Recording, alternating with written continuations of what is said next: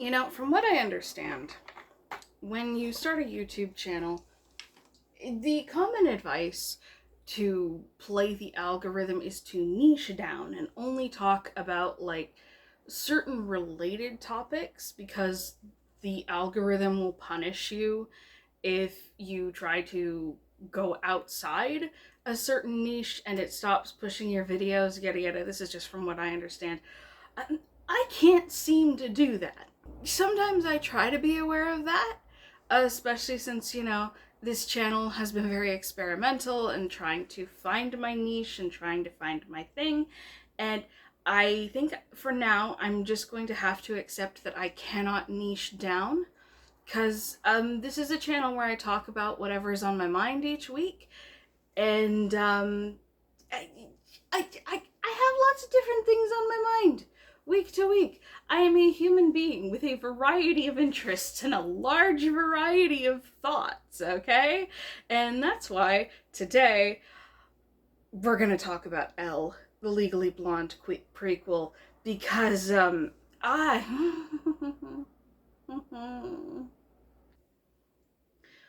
talking about Elle Woods today, and I cannot get my hair to behave, which is kind of typical and also kind of ironic. But here's the thing. To look at me, you can probably figure out pretty quickly I'm not a pink LA girl, despite the lipstick and the makeup I did today specifically for the fact I'm talking about Legally Blonde. I'm a bit more alternative, which puts me in a rather ironic position to be talking about this today. Like most millennial women, I have a special fondness and a special place in my heart for Legally Blonde. I really like that movie. I also really like the musical, and if you haven't seen it, there is a pro shot that's available to watch for free here on YouTube. Highly recommend that. It's a lot of fun. And I'm not going to say it's one of my favorite movies, but definitely not top 5. Might be in the top 10, but I still really enjoy the movie. And when it was announced a few years ago that Reese Witherspoon was helping to develop a prequel based around Elle as a teenager in high school, I kind of rolled my eyes just because I'm so tired of Hollywood rehashes and reboots and live action remakes and legacy sequels and I am so tired of all of that. I have been so tired of that for so long, but we're not going to talk about that today, okay? Like I said, this is a channel where I talk about what's on my mind week to week, and currently I keep getting the trailers for the Elle show, and I remember seeing the first one when it dropped a few weeks ago. I had an immediate response. And I was like, okay, whatever, let it go. I don't have to watch it. But YouTube keeps giving me the trailer as an ad. And it's especially this past week. And so as I was getting ready, okay, what am I going to record this week? I couldn't stop thinking about this. So just let me go off for a little bit about why I hate this trailer and the premise of this show so much. If you don't know, and if you don't know, I'm not entirely sure why you're watching this video, but Legally Blonde is about a girl from Southern California. She is blonde, she is pretty, she is a sorority sister with a, fashion merchandising major. Very kind of dumb blonde stereotype. You're supposed to think she's a dumb blonde when you first meet her.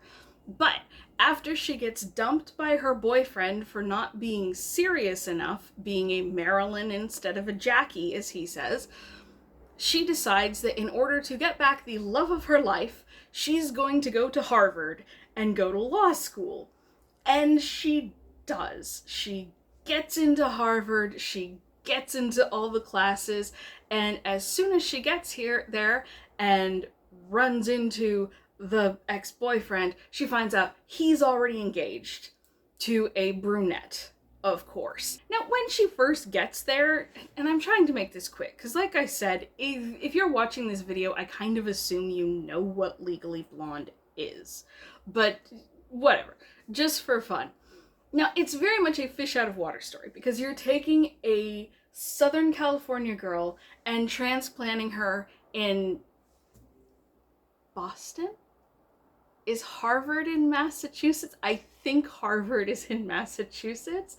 Either way, you're transplanting her into a whole different world, and she's being exposed to a whole different group of people, and the classes are so much more serious than what she's used to, and the professors give her a hard time, the other students give her a hard time. But she wins them over, both because she is a genuinely kind person despite her seemingly shallow exterior, and she is incredibly intelligent, which is how she's able to win her way into like a prestigious internship as a freshman, and she's able to start acing her classes, and she turns out to be an incredible lawyer. And the whole point is that you took this Southern Valley girl who no one had any expectations of. In the movie, she says that the only thing anyone ever expected from her was to be a Victoria's Secret angel. And so for the first time in her life, she's accomplishing something at the school, and she discovers a whole new side of herself, while also winning over the people who were extremely judgmental of her as a blonde. Legally Blonde is a blonde power fantasy. Okay, that's what it is. It is a blonde power fantasy, and I love it. And it is a quintessential girlhood movie, and I think every girl, even if she is alternative or doesn't think she likes bubblegum pink and all, I think every girl should watch it. Okay, quintessential girls movie, highly recommend. It is predominantly a fish out of water situation. We got this. We understand this. Fish out of water situation. Girl transplanted from Southern California to New England, discovers a whole new world, whole new group of people, and discovers something new about herself that she never knew was there. Okay? Okay. So please tell me why the Elle prequel show is Elle finding out that her family, when she's in high school, is moving to Seattle. There are so many things wrong with this premise.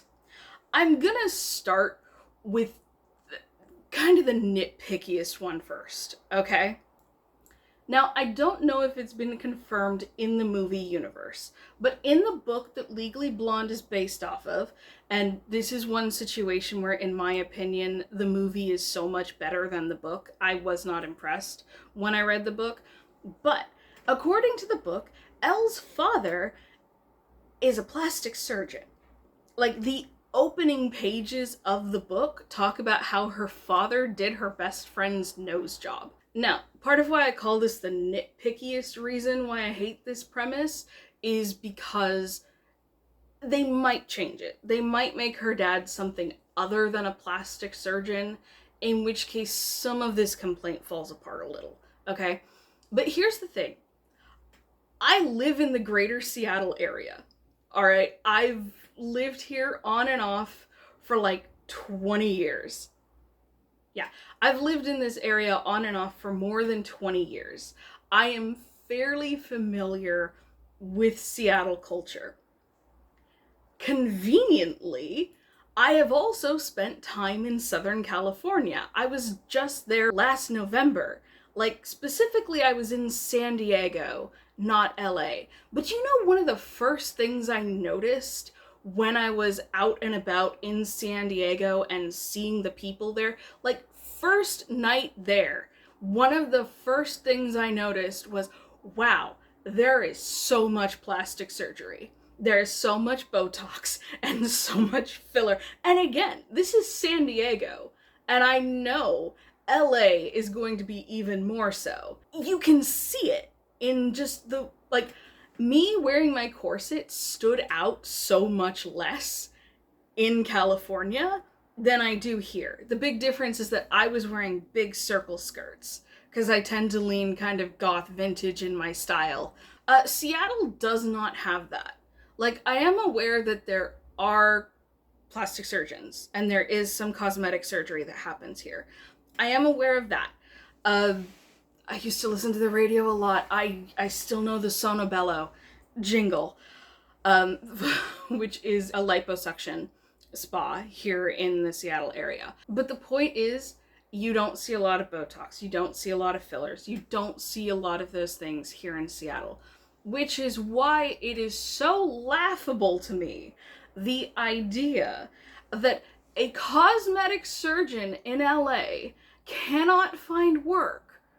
So he's moving to Seattle for work? And like I said, if they change his profession and they make him something else, then this nitpick completely falls apart. Why would you change that? It just feels kind of so appropriate for Elle's background for her to be the daughter of a cosmetic surgeon, right?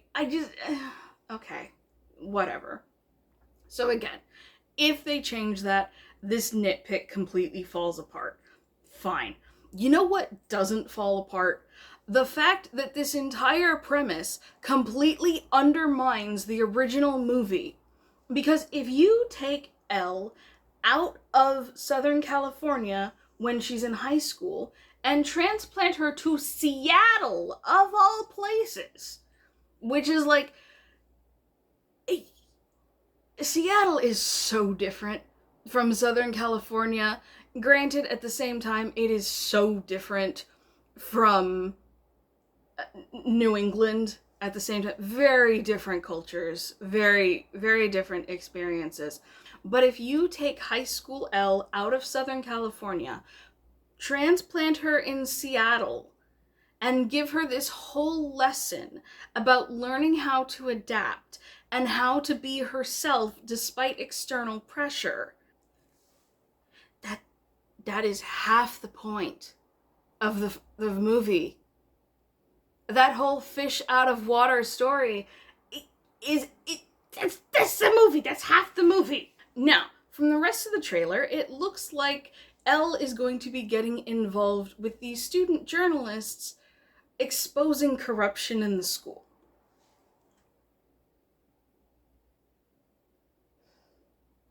So it feels kind of safe to guess that the plot of this show is going to be Elle being a fish out of water in a different culture, Seattle, and learning, one, how to be herself, while also making herself and the people around her realize that she has more depth than she or anyone else realized. It's just the movie. So, does Elle get amnesia between the show and the movie? Is there a reason why she has to learn the same life lessons twice? Is there a reason why she underestimates herself before going to Harvard? Is there a reason why she's going to experience life and other people and what she's capable of in Seattle and then not know that? Is there going to be some little thing where she got drunk and hit her head at a sorority party and forgot all that and just... This is so dumb. I hate this trailer so much. I hate this trailer so much. I hate this whole premise. I just don't understand how Reese Witherspoon can be so passionate about this character, and I assume protective of her as well. And yet, this is the series she develops, apparently without realizing how much this cheapens the movie. I don't get it. Now, normally when I'm critical of something, unless I have like a really good reason, I try to watch it to form my own opinion instead of just going off like what people on the internet say. However, I probably will not be watching this, mostly because the trailer alone causes me so much pain from secondhand embarrassment. I think I might actually hurt myself from cringing at the secondhand embarrassment if I actually watch it. And I don't mean cringe like the way the internet talks about it. I mean like physically cringing watching it. I don't think I could do it. I don't think I could handle that. Instead, I think I'm just gonna go rewatch Legally Blonde and Clueless. Anyway, it's getting pretty hot in my room, and I want to turn my fan back on so I can calm down before I have to go to work in the evening, and my throat is getting a bit scratchy. So I'll wrap this up here. Thank you so much for watching this video, and I would love to hear your thoughts down in the comment section. Maybe like the video if you did. Check out some of my others, and if you liked those, maybe subscribe to the channel.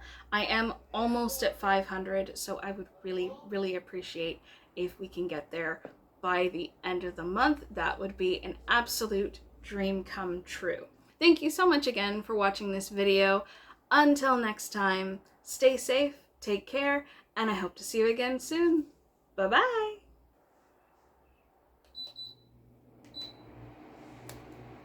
Oh, that is so much better.